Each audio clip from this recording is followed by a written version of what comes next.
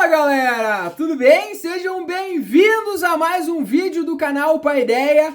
Hoje para a gente descobrir e tentar entender o que foi a Confederação do Equador de 1824. Esse movimento que é uma das grandes características do primeiro reinado, tanto no sentido de consolidação, da luta, da consolidação da nossa independência, quanto também é uma das grandes marcas do início da crise deste governo, liderado por Dom Pedro I. Mas para entender a Confederação do Equador, nós precisamos entender um pouquinho do contexto em que estava se desenrolando o primeiro reinado.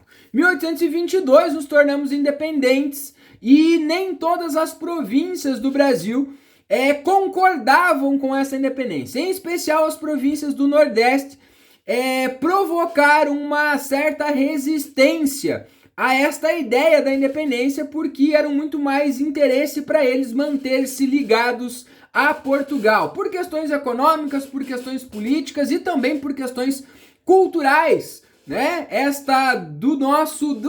ainda do histórico da nossa colonização.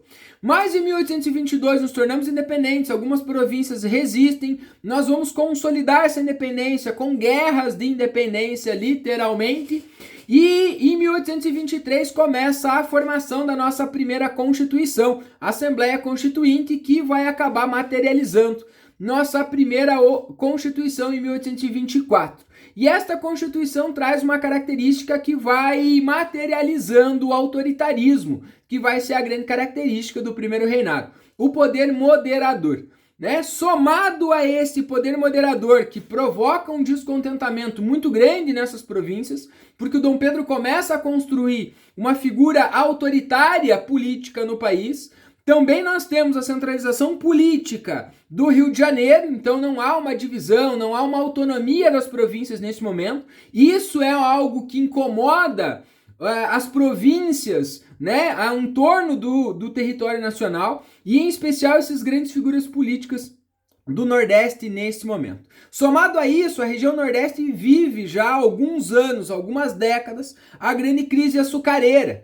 Então, desde que o açúcar deixou de ser um grande produto de mercado, esta economia vem em decadência, e a corte portuguesa antes e agora também durante o início do primeiro reinado não dão atenção a esta economia no sentido de pensar políticas públicas ou enfim pensar ações econômicas para resolver essa crise. Então vai se somando aí um clima de insatisfação. A gota d'água desse processo, dessa insatisfação que vai provocar a Confederação do Equador, é a substituição do presidente da província, escolhido pelas cortes, Manuel Paes. O Dom Pedro saca esse cara e coloca no lugar dele, então, Francisco Paes Barreto.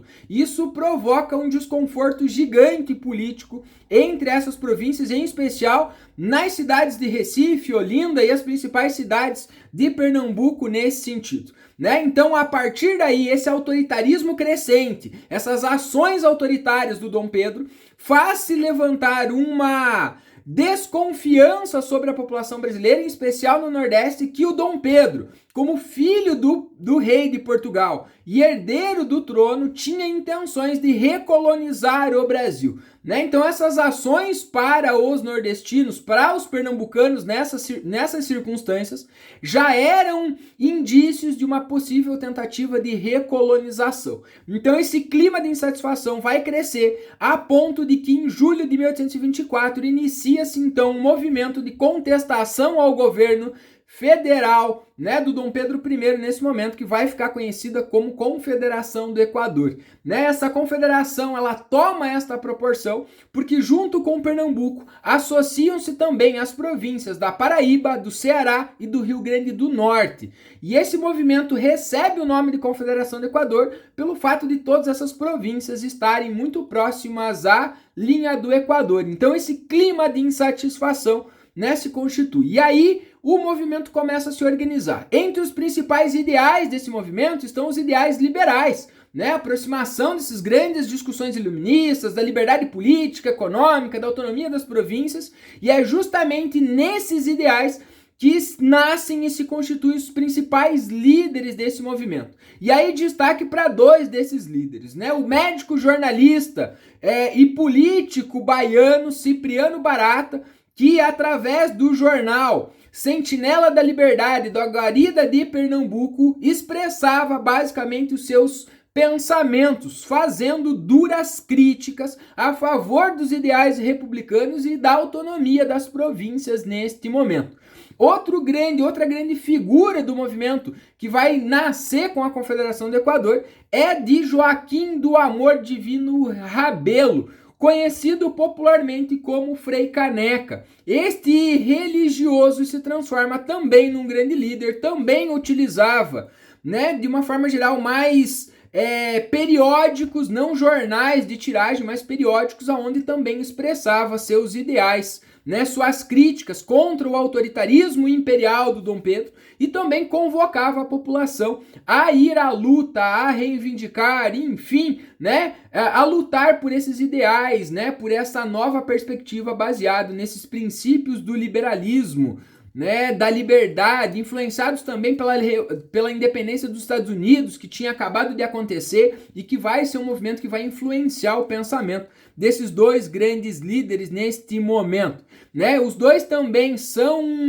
dois sujeitos que têm uma herança ainda de terem participado da Revolução Pernambucana de 1817, que também tem uma pegada muito parecida. Então eles lutavam literalmente por esta ideia da liberdade e da independência, né, contra o autoritarismo neste momento, tá? Nesse contexto. Então os grandes ideais desse movimento, as grandes reivindicações da Confederação do Equador era o fim do regime monárquico, né, o fim da descentralização do poder, né, no Rio de Janeiro, na figura do Dom Pedro, né, lutavam por maior autonomia das províncias, para que as províncias pudessem tomar suas decisões a partir de suas realidades, né, e eles também reivindicavam ou lutavam pela organização de uma república, o fim do comércio de pessoas escravizadas, lutavam contra a escravidão e também defendiam a igualdade social neste momento, né. Chegaram a proclamar uma independência, o que é um fato curioso desse momento,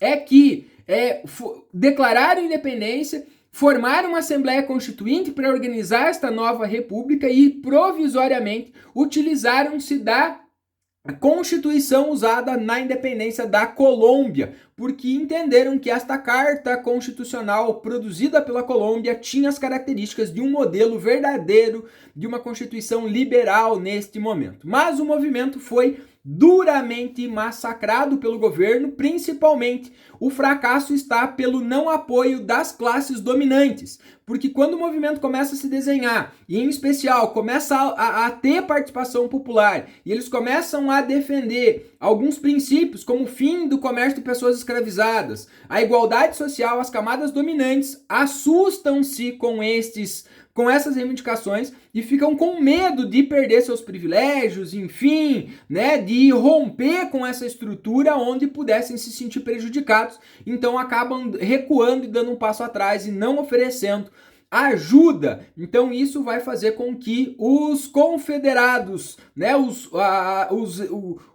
a população que luta na Confederação do Equador não tenha recursos para bancar e enfrentar o governo nesse momento. Então a Confederação do Equador acaba sendo violentamente reprimida, e aqui também nasce uma outra grande figura de um herói nacional, o então, neste momento, em 1824, Brigadeiro Francisco de Lima e Silva, que depois na história do Brasil vai ficar conhecido como Duque de Caxias, por outras participações em alguns movimentos importantes da história do Brasil, né? O grande desfecho da Confederação do Equador fica com a questão da execução do Frei Caneca. Então os principais líderes são presos, condenados à morte e executados, inclusive o Frei Caneca. Mas o Frei Caneca, quando é condenado, num primeiro momento, ele é condenado à forca, mas o Carrasco se nega a executar a pena pelo fato do Frei Caneca ser um religioso. Então o Frei Caneca, a sentença é mudada e o Frei Caneca então é condenado a ser fuzilado por um pelotão do exército do Dom Pedro,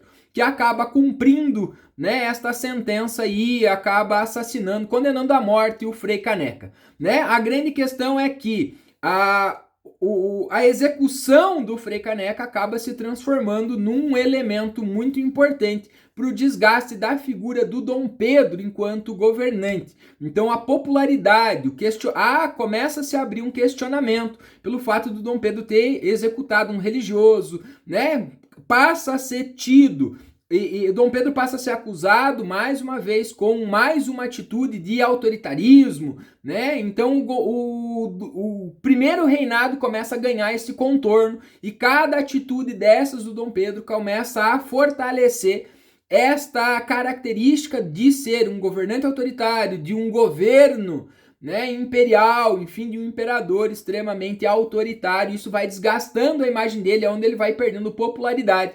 E isso vai acabar resultando lá na renúncia, abdicação dele ao trono do primeiro reinado em 1831. Então a Confederação do Equador, ela marca um momento importante da história do primeiro reinado, né, da história do Brasil nesse momento, ok? Ó, gostou do vídeo? Deixa sua curtida e segue o canal.